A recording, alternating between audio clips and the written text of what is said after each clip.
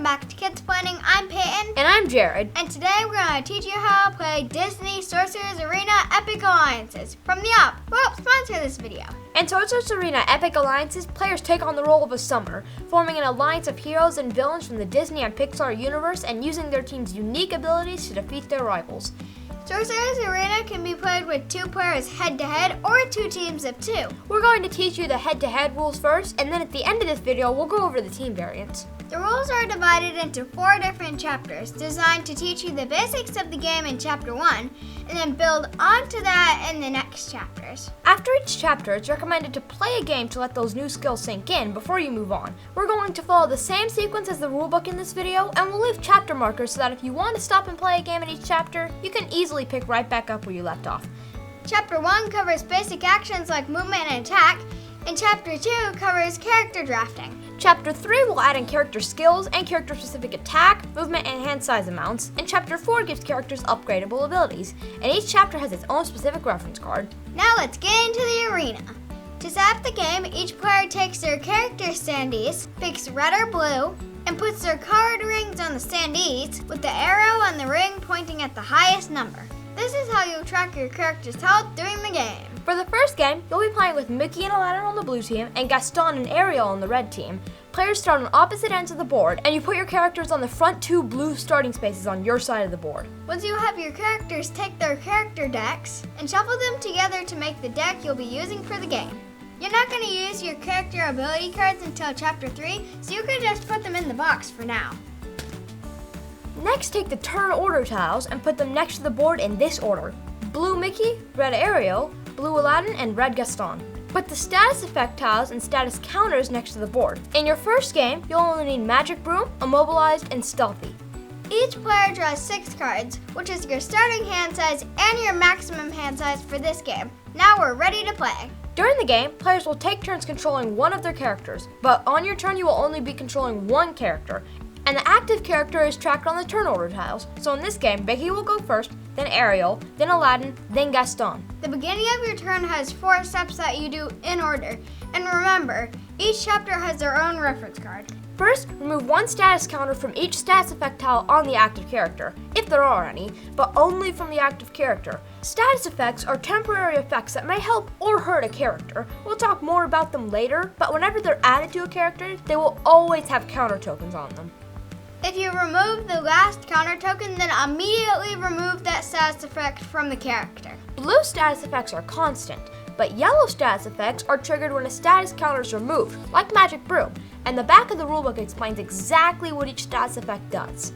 If the active character starts their turn on one of the 3 golden spaces, then they gain 1 victory point token. If the active character was previously KO'd and removed from the board, restore them to full health and put them in one of the back row starting spaces on either side of the board. And finally, draw 1 card from your deck and it's time to start your turn. There are 2 main phases in your turn: movement and action, which can be done in any order, and you can choose to use a standard movement or attack, or use one of your cards to perform stronger actions. Cards show the character they belong to, and they can only be used with their own character. They also show the phase they can be played in. This symbol is for action, this symbol is for movement, and cards with this symbol can be played with either the action or movement phase. Next you'll see the card type, either attack, magical, or status cards, which produce a status effect on yourself or another character. Then at the bottom of the card is the card's action, and then the gear type in the bottom corner. But you can ignore the gear type for now. That won't come into play until Chapter 4. During your movement phase, you can use the standard movement or play a movement card. In the first game, the standard movement will be 2. If you use the standard movement, you can move up to 2 spaces away. You are allowed to move through spaces occupied by other characters on your team, but not the other team. If you play a movement card, make sure it matches your active character, then follow the directions at the bottom of the card to resolve its effects in order. So it's Mickey's turn, so I'm going to play this movement card, which says to move Mickey up to 2 spaces and add 2 Magic Broom. During your action phase, you can either use a standard attack of 2 damage or play an action card. If you use the standard attack, choose 1 adjacent rival to attack and reduce their health by 2 on their standee.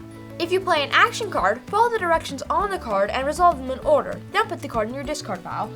So it's Ariel's turn. So if I play this card, I get to either draw 2 cards or discard another action card to draw 4 cards. When you're resolving cards and actions, there's a few terms you need to know. Range is measured by counting spaces from one character to another. So Aladdin and Gaston are 1, 2, 3 spaces away. So Aladdin would need an attack with a range of 3 to hit Gaston from where he is. Direct effects require you to pick your targets. Your standard attack is a direct effect. You have to choose who you're going to attack. Indirect effects will specify who they affect. Some cards might affect each rival, or all adjacent characters, or characters within a specific range. When you're resolving card effects, they must be resolved in the order they were printed in. And you must do all the actions that you are able to. You can't just ignore actions just because you don't want to do them. But if a card says you have to choose up to a certain amount of things, you can choose 0. Sometimes when cards have multiple actions, one action will make the other action impossible to complete. When that's the case, just ignore the parts that you can't complete. So Gaston's shove card deals 3 damage to a character and then moves them. If Gaston attacks Mickey and that 3 damage KOs Mickey, then Mickey will be removed from the board and that movement part of the card is ignored. Status effects are temporarily added to characters, mostly through card actions. When a status effect is applied to a character, slide the status effect tile into the character's turn order tile, then put the number of status counters indicated by the card on top of the tile. If you apply an effect that's already applied to a character, don't add another status effect tile, just add counters to the one that's already there. If a status effect tile has no counters on it, then immediately put it back in the supply. So at the beginning of your turn, when you remove status effect counters from the active player, if you remove the last one from any of them, those get removed from the character before you finish your turn. And whenever multiple status effects are put on one character, just stack them like this. If a character does have multiple status effects that trigger at the same time, you get to choose the order they activate. The back of the rulebook explains how all the status effects works, and in your first game, you'll only be using 3, Immobilized, Stealthy, and Magic Broom. Whenever a character's health is reduced to 0, they're immediately knocked out and removed from the arena. All status effects are removed from that character, and the player that knocked them out gets the victory point shown on the character's turn order tile. KO'd characters cannot be affected by other actions unless a card or ability specifically says otherwise. KO'd characters stay out of the arena until step 3 of the starting phase, so if a character is knocked out by a status effect at the beginning of their turn, they will be added back to the arena on the same turn. When you add a character back to the arena, give them all of their health back and place them in the back row of either side of the arena. Then continue your turn. At the end of your turn, discard down to 6 cards and slide the turn marker down to the next character. Whenever the turn marker moves off of the last character, the round is over. Move it back to the first character and start the next round. The end of the game is triggered when a player scores their 12th victory point or needs to draw a card but their deck is empty.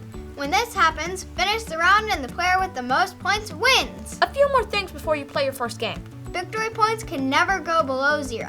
If an effect tells you to banish a card, that card is removed from the game and returned to the box. If an action says to reveal a card, then everyone gets to look at it, and then it's returned to where it was revealed from. If you ever run out of cards in your deck, skip drawing, but continue your turn as normal. This will trigger the end of the game.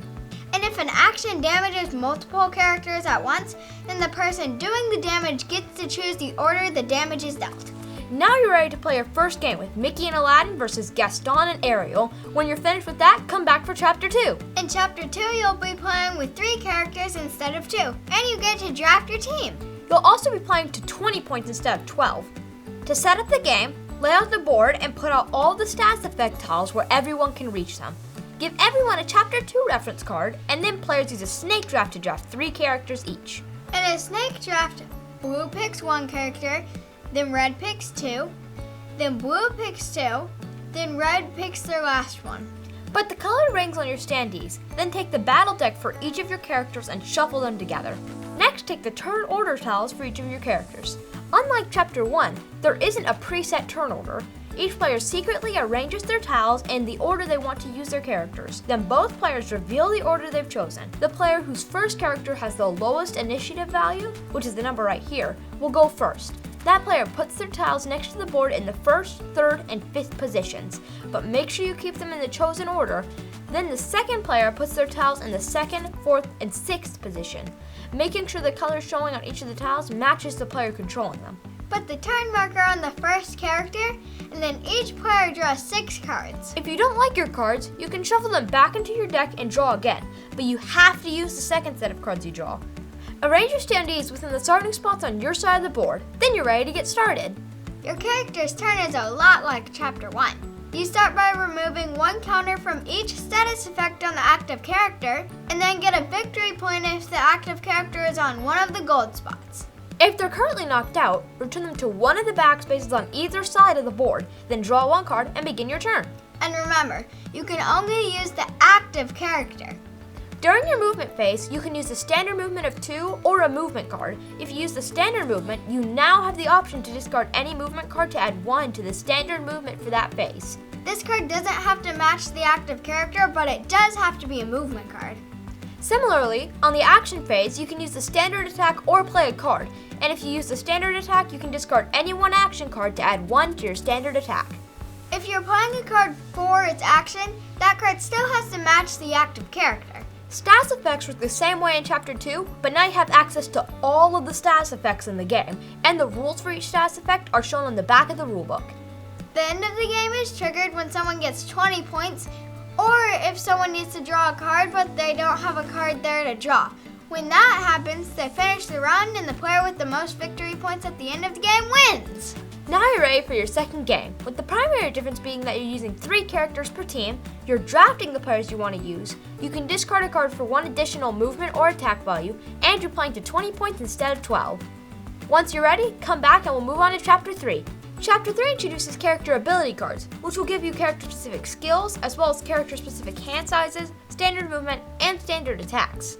Start the game by drafting your characters, and then put the turn order tiles the same way you did in Chapter 2. Once you have your chosen characters, find their character card and put it in front of you. They have 2 sides, the starting side and the upgraded side. We'll only be using the starting side in this chapter.